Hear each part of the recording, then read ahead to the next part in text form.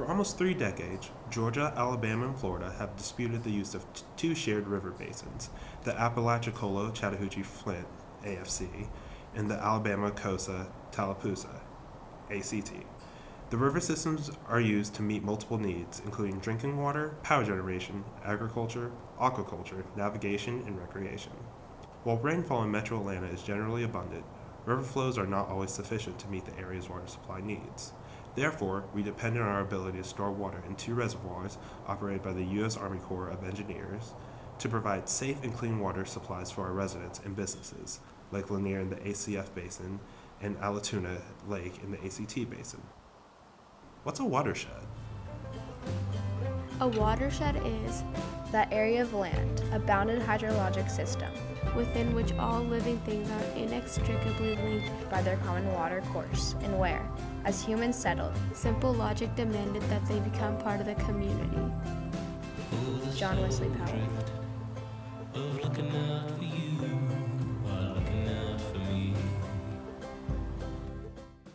While I was extremely cold and dripping from wading through Duke's Creek, I ended up enjoying the trip to the watershed at the Smithville Woods State Park, and remember interesting facts about the minuscule macroinvertebrates that float through such streams. However, something that I didn't know before the trip was how certain types of bugs can gauge how clean the water is, an idea that seemed really cool. I like math, and since calculating the purity of water was something of a formula, I found it intriguing. So while walking back from the waterfalls at the top of the creek on our 10-minute silent reflection, I paid more attention to the sounds and beautiful views than focusing on the cold weather and taking footage like I had on the way up the trail.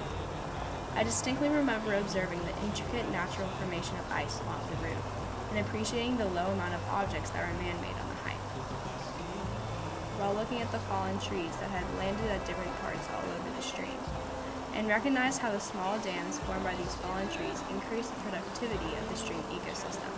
Trees are always helpful when it comes to water.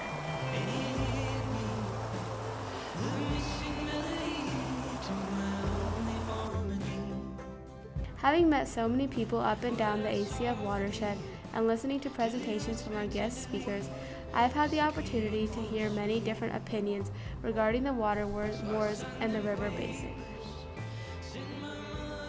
After this trip, I wondered who could be causing such a dramatic lack of fresh water in Florida. Everyone we met seemed to be making progressive steps to conserve water.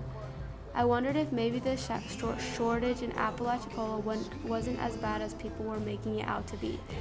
However, when we actually went there and got the opportunity to meet some experts on the river and various business owners down there, we saw that that wasn't the case.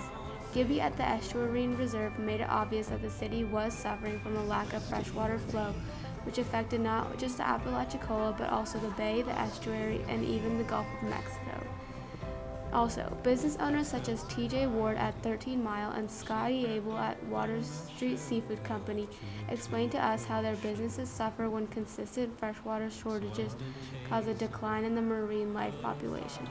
After hearing all these different stories, I feel that it is unfair to blame citizens of Atlanta, Columbus, South Georgia, etc., as the people in Apalachicola aren't the only ones whose livelihoods depend on the river. However, I 100% think that Apalachicola also deserves a share of water.